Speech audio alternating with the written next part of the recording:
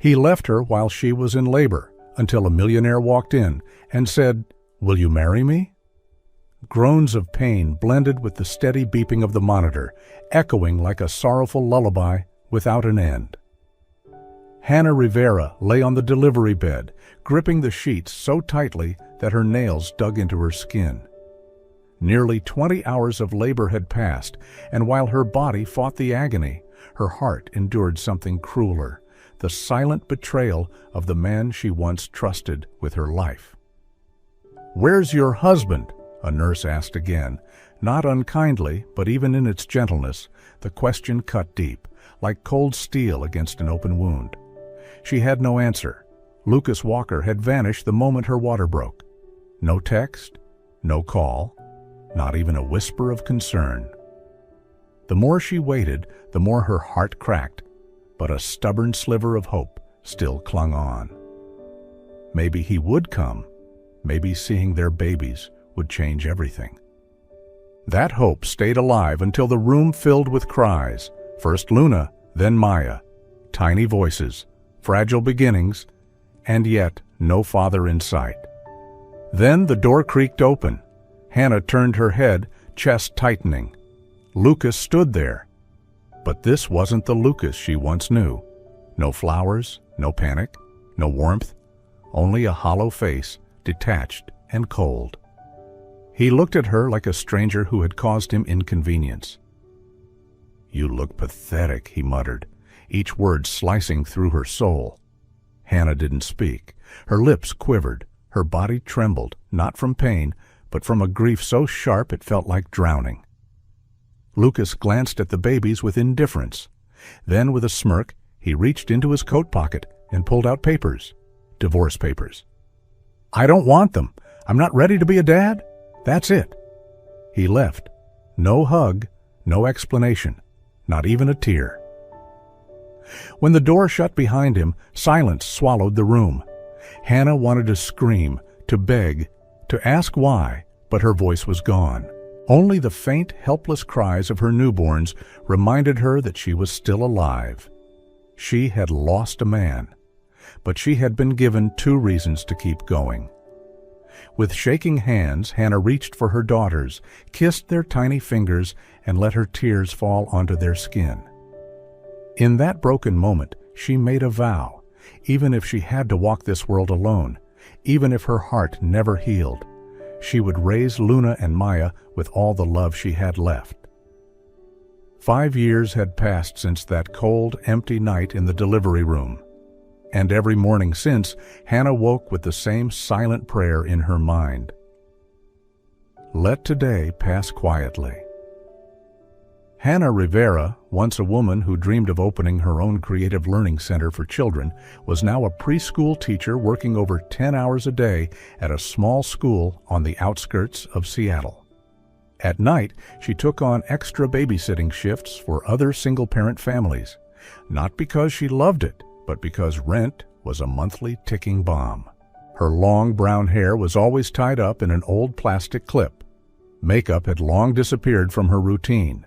Faded button-ups and worn-out jeans had become her daily uniform. But inside that quiet, tired figure lived a heart stronger than most would ever know. She didn't live for herself anymore.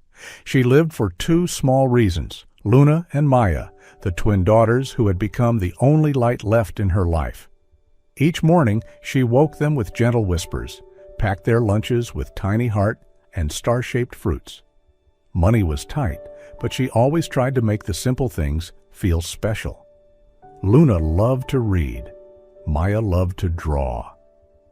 Every night before bed, the girls would hug her and ask, "Mommy, will we have dinner together tomorrow?"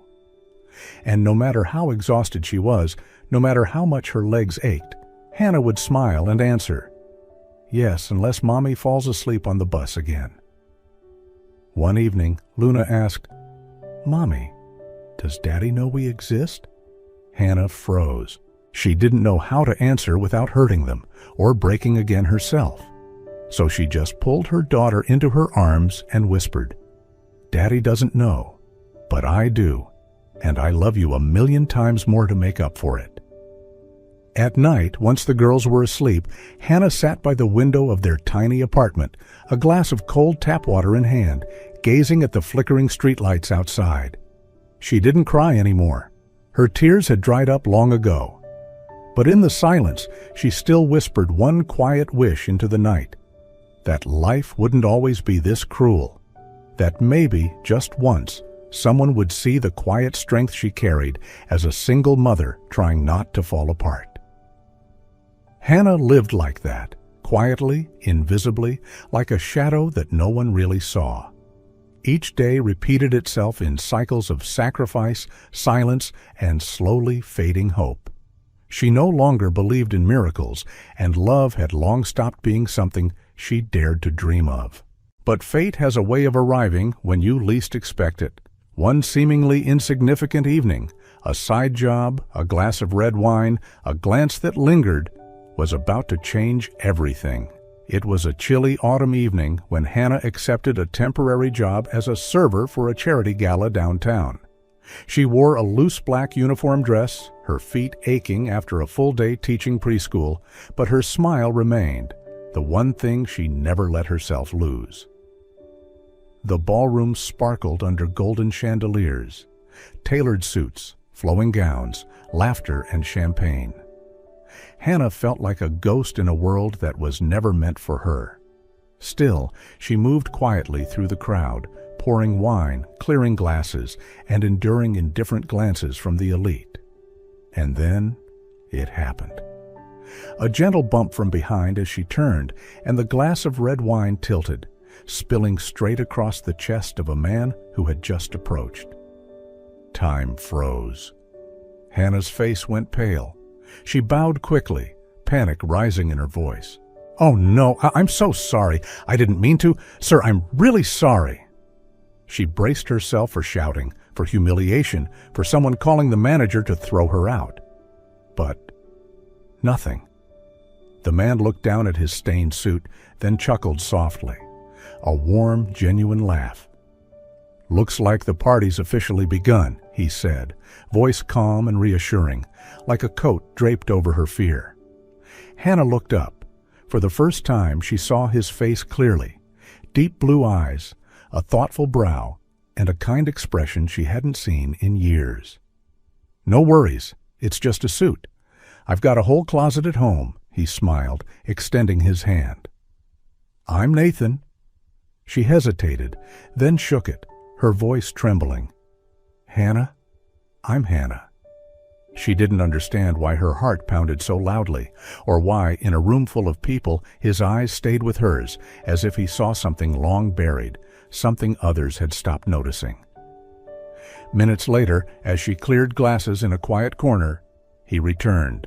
"Do you work here often?" She shook her head, offering a faint smile. "No, just picking up extra hours. I'm a preschool teacher." Nathan nodded, curiosity and warmth in his gaze. "That makes it even more admirable. Would you have coffee with me sometime? Not because of the wine, but because I'd like to know the kind of woman who apologizes when she spills a drink instead of blaming the glass." Hannah was stunned. For the first time in 5 years, someone looked at her. Not as an employee, not as a tired single mom, but as a woman. She didn't promise anything. But as he walked away, her heart kept pounding, as if it had just caught a glimpse of light through a door she thought had long since shut. The coffee meeting happened on a rare Sunday afternoon without rain. Hannah had almost canceled. Twice. But something made her keep Nathan's message unread in her inbox for a week. Maybe it was the way he looked at her. Not with pity, not with flirtation, just honesty. The cafe was tucked away on a quiet street corner. Hannah arrived early. She sat in the furthest booth, quietly fidgeting with her cup of coffee. Untouched. She didn't know what she'd say. She wasn't even sure why she was there. It had been years since she'd met someone like this, as a woman, not just a mother. Nathan arrived right on time. He was dressed simply, without the usual air of success that most wealthy men carried. No flashy watch, no designer suit, just the same gentle smile and the same kind eyes. "Do you come here often?" he asked as he sat down. Hannah shook her head and smiled slightly. "No, I don't have time for coffee shops. I only know this place because I once brought my girls here to pick up a discounted birthday cake." The comment made Nathan laugh, genuinely, and then they talked. About small things at first, the food Hannah cooked for her daughters, Luna's messy stories, Maya's drawings. Then, deeper things. Things she hadn't told anyone. Like the fear she felt every time rent was due, or the quiet ache when her daughter drew a family picture with an empty space where a father should be. Nathan didn't interrupt. He listened, like every word mattered. No judgment, no pity. Just a man sitting across from her, fully present, as she slowly let go of the armor she'd worn for far too long. Then he shared his story. He had grown up in foster care, lost both parents at 6. His childhood was filled with cold nights, half portions of food, and so many school transfers that he stopped learning classmates' names.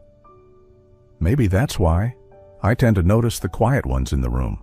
People like you," he said. Hannah stayed silent. She wasn't sure if she was touched by his words or simply stunned, because for the first time in years, someone saw her. Not the tired version, not the mother. Just her. The afternoon drifted by gently.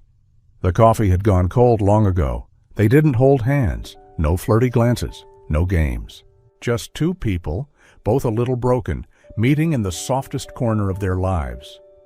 Before they parted, Nathan hesitated. "I don't want to intrude, but if you're okay with it, I'd really like to meet your girls. That's all." Hannah clutched her bag tighter. There was fear, but also warmth.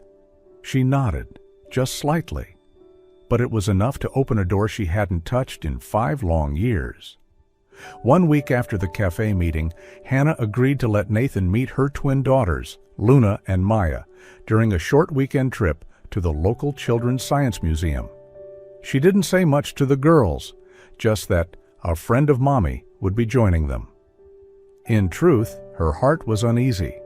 It felt like opening a fragile door to a little world she had spent 5 years building with all the strength she had left. That morning, when Nathan arrived, he brought 3 tickets, a bag of fruit snacks cut into bunny shapes, and 2 picture books he had handpicked after asking Hannah what the girls liked. Luna loved space. Maya loved animals. Both adored comics. As soon as they saw him, the girls clung to Hannah's legs. Luna stared up at Nathan with cautious eyes. Maya bit her lip and hugged her old stuffed bear. But Nathan didn't rush. He crouched down to their eye level, smiled, and said gently, "I'm Nathan. I heard we've got a big expedition today, so I came prepared, with rations for the whole crew." Then he held out the snack bag like a fellow explorer offering a peace gift. Luna looked at Maya, then both of them slowly nodded. And so, the day began. The museum was buzzing with children. But for the next 3 hours, Nathan never once looked away from the girls. He knelt beside Maya as she explained an owl exhibit, helped Luna build a small model rocket, and answered every why and how come thrown his way with quiet patience. Hannah watched from a distance. There was a moment, just a small one, when she caught Nathan looking at Luna with a kind of warmth she had only ever seen in fathers. In the dim, starlit planetarium room, Hannah stepped back behind a display map. Overhead, fake constellations sparkled across the ceiling. She listened to Maya giggle as Nathan told a story about a lost bear floating through outer space. And suddenly, she wanted to cry. Not from sadness, but from something deeper. It had been so long since she had seen her daughters laugh like that. Not the polite, careful laughter they gave when they tried to comfort her, but real laughter, the kind that only comes from feeling safe. On the way home, Maya fell asleep in Nathan's arms. Luna leaned against her mother, eyes heavy with sleep. Then, in a whisper, Luna asked, "Mommy, can Mr. Nathan come play with us again?" Hannah looked down at her daughter, then over at Nathan. He didn't speak. He just looked at her, not pleading, not pushing, just quietly waiting. And in that moment, Hannah understood. Some love doesn't come from blood. Some love comes from showing up, listening, and staying, again and again. As the car pulled up to her worn-down apartment, Hannah glanced sideways at the man beside her gently holding a sleeping Maya in his arms, while Luna dozed quietly against her shoulder. And in that moment, something unexpected stirred inside her. Not romance, not butterflies like she once felt in her 20s, but peace. It had been so long since she felt that, a quiet calm that came from someone simply being there, not out of duty, not pity, but because they genuinely wanted to be. She looked at her daughters. Luna and Maya were special, strong, kind, and far too understanding for their age. Hannah had never imagined letting anyone into their tightly protected world. She didn't believe someone decent enough would ever try to stay. But Nathan was different. He didn't try to win the girls over. He didn't rush to belong. He simply showed up with sincerity that felt effortless. And in that silent ride home, for the first time in 5 long years, Hannah let the thought surface. Maybe, just maybe, this is the father my daughters truly deserve. It was a gentle Saturday afternoon when Hannah was folding laundry and picking up crayons from the floor. Her phone buzzed with a message from Nathan. "Are you free today? Not because I want to change you, but because I want you to see yourself the way no one's ever shown you before." Hannah stared at the text for a long moment. She wasn't the type to chase makeovers or believe in new beginnings that came from lipstick or new clothes. But somehow, she said yes. Maybe it was curiosity. Or maybe, deep down, she was finally ready to see herself differently. Nathan took her to a quiet little salon tucked away on a side street. No loud music, no flashy lights, just warm lighting, soft essential oils in the air, and gentle voices that made her feel safe. The hairstylist and makeup artist were Nathan's old friends. They didn't ask many questions. They chatted lightly as they worked, cutting, washing, dabbing on a touch of blush, helping her try on a simple, elegant dress. When Hannah stepped out of the fitting room, she froze in front of the mirror. The woman staring back was different. Soft waves framed her face, subtle makeup brought out her cheekbones, and her eyes, those same tired eyes, now sparkled. The dress hugged her gently, flattering her slim frame she had hidden for so long under oversized sweaters.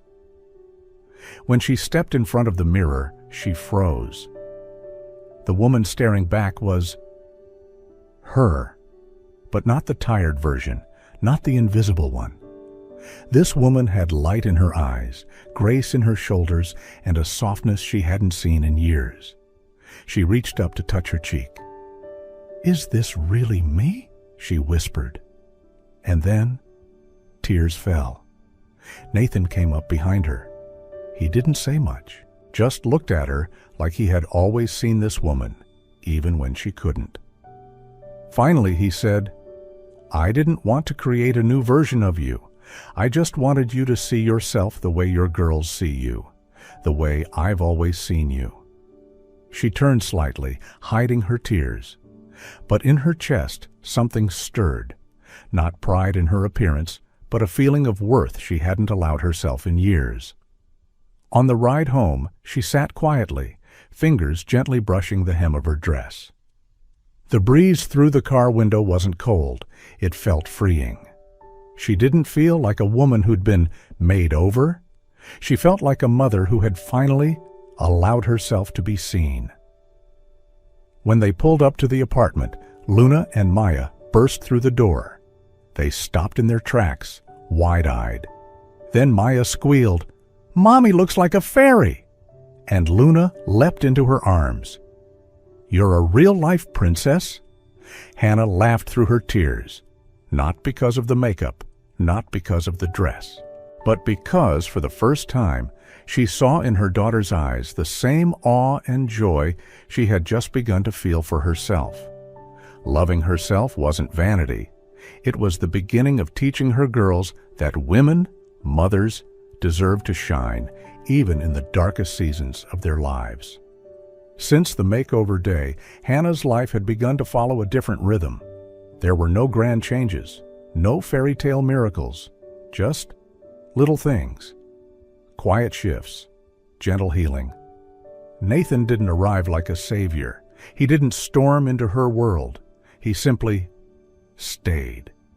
He took them out for ice cream on weekends, brought over children's books to read with Luna, taught Maya how to fold animal origami. He never asked Hannah, "When will you love me?" or "What am I to you?" He just slowly became a part of their everyday life, as if he had always belonged there. One night, when Maya suddenly spiked a fever, Hannah panicked.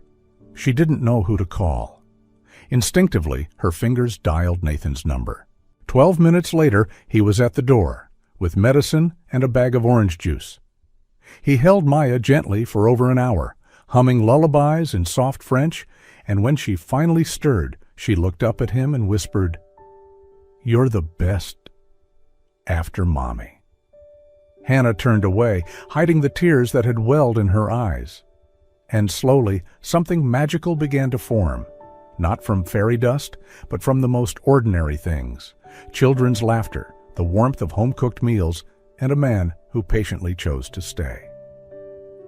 Golden light poured through the kitchen window as the sun dipped behind the city. Nathan stood at the stove, stirring a pot of creamy butternut squash soup. The scent filled the tiny apartment with warmth. Maya sat on a tall stool, swinging her feet and humming her own silly song. Luna was carefully setting the table, serious and focused like a tiny grown-up. Hannah leaned against the kitchen doorway, holding a cold cup of tea and smiling quietly. The scene in front of her felt so peaceful, so much like a family. Nathan turned and grinned. "Stop lurking. Dinner's almost ready. I've got a surprise for dessert." She chuckled softly. "Trying to raise two food critics, huh?" "Nope, just training my taste testers for Dad the Chef," he winked at the girls. "Included in Team Dad," they shouted back in unison. Dinner was simple: soup, grilled chicken sandwiches, fresh fruit. But with the warm yellow lights and laughter around the table, it felt like a feast. Afterward, Nathan told a bedtime story about a little bear looking for a second home. Maya giggled nonstop. Luna asked seriously, "Did the bear ever find a dad?" Nathan paused, then smiled. "The bear found someone, not his real dad, but someone who stayed, listened, and loved him like a real one." The girls exchanged a look. Then Luna turned to Hannah. "Mommy, why don't you let Mr. Nathan be our dad?" Hannah froze. Maya chimed in. "He's good. He cooks yummy stuff and he never gets tired playing." There was a silence, and then Luna whispered, "Mommy, if it's okay, can we call him Dad?" Hannah didn't answer right away. She looked at Nathan. He didn't react, not with surprise or expectation, just that same patient, gentle gaze. Something opened inside her, not because of their words, but because she already knew. She'd wanted to call him that too. She knelt down, hugging the girls. "If that feels right to you, then yes." Maya clapped. Luna ran into Nathan's arms, whispered softly, "Dad." Nathan paused just a second before kneeling to hug them both. "Thank you for giving me something I never thought I could have." That night, after the girls had gone to bed, Hannah sat by the window, wrapped in quiet. The wind was cool. The silence wasn't heavy. For the first time in years, the night didn't feel lonely. She wasn't scared of the quiet anymore. She didn't have to hold herself together alone. For the first time, she felt like she was living inside a real family, not the one she lost, not the one she dreamed of, but the one they built together from love, patience, and broken pieces held gently back into place. Life had been peaceful for Hannah, full of giggles, bedtime stories, and tiny hands reaching for Nathan while calling him Dad with innocent love. She never thought she'd have a real family again. But now she was living in the most beautiful version of that dream. Until one winter morning. She was walking Luna and Maya to school when her phone rang. Unknown number. She nearly ignored it, but something made her answer. The voice on the other end chilled her blood. "Long time, Hannah. Heard you're marrying Rich now?" Lucas, her ex-husband, the man who vanished the night she gave birth. No calls, no money, no visits. 6 years of complete silence. Hannah's hand trembled. Before she could speak, he continued, "Just calling to say I want custody of the girls. They're mine, aren't they?" She froze. You don't have any right. You never—" "Law's the law," he cut in coldly. "My name's still on the birth certificates." She swallowed hard. "What do you want?" Lucas chuckled. "Not much, just a little something from your new fiancé. Call it a peace fee to keep your happy little family untouched." And that's when it hit her. This wasn't about love. It wasn't about the girls. Lucas smelled money, and he was using the children as leverage. That night, Hannah sat alone, curled on the couch, eyes dry from crying too much. When Nathan walked in and saw her like that, lights off, house silent, he knew. He sat down beside her, gently. "You don't have to say anything yet," he whispered. But Hannah looked up, voice shaking. "Lucas came back. He wants custody, and he wants money from you." Nathan squeezed her hand. "I figured." Her eyes filled with panic. "I can't lose them. I can't let that man near them again." "You won't lose anyone," Nathan said firmly. "I already called a lawyer, one of the best in family custody law. Everything Lucas did or didn't do will matter. The courts will see the truth. But he's their biological father. And I'm the one who's been here, every day, every bedtime story, every sick night. That matters, and you're not facing this alone." The next day, Hannah walked into the law office holding Nathan's hand. She still felt scared, but for the first time, not alone. Nathan sat beside her through the entire consultation. He let her speak, but never let go of her hand. She didn't know how long this battle would last. She didn't know if the system would choose truth over paper. But she knew one thing. She wasn't the woman who had to fight the world alone anymore. She was a mother, loved and protected. And now she had a man who didn't walk away when things got hard. He stood beside her in the storm, held her hand, and whispered, "We're a family, and I won't let anyone break that." Since the day Lucas reappeared, Hannah hadn't had a peaceful night's sleep. Even with lawyers in place, with Nathan by her side, and her daughters curled safely in her arms, there was still a lingering fear, as if the past might come back and swallow everything she had fought to rebuild. But love wouldn't let her fall. Day by day, instead of retreating, she prepared. Not for escape, but for a final confrontation, a moment where she would no longer be the silent, enduring mother, but a woman brave enough to stand up for her family, for her daughters, and for herself. And fate chose the charity gala as her moment. The charity gala was held in a luxurious hotel downtown, an elegant event supported by the nonprofit Nathan funded for orphaned children. Hannah accompanied him, wearing a soft pearl dress, her hair pinned back, eyes carrying both grace and a trace of nervousness. She wasn't used to crowds. She had never wanted to be seen. But Nathan had gently told her, "Tonight, you don't have to hide. You're part of this good. No one expected the storm to come here, where it felt safest. As the cameras flashed and the MC began listing sponsors, a voice cut through the noise, loud, cold, mocking. How touching! A single mother who rebuilt her life by seducing a millionaire. The room fell into stunned silence. Lucas stood at the back, dressed sharply, smirking. He stared at Hannah and added, "She forgot to mention the kids are mine, and I will take them back, no matter what she's trying to hide." Gasps echoed. Cameras turned, eyes locked on Hannah. Her pulse thundered, her throat tightened. She had never faced anything like this.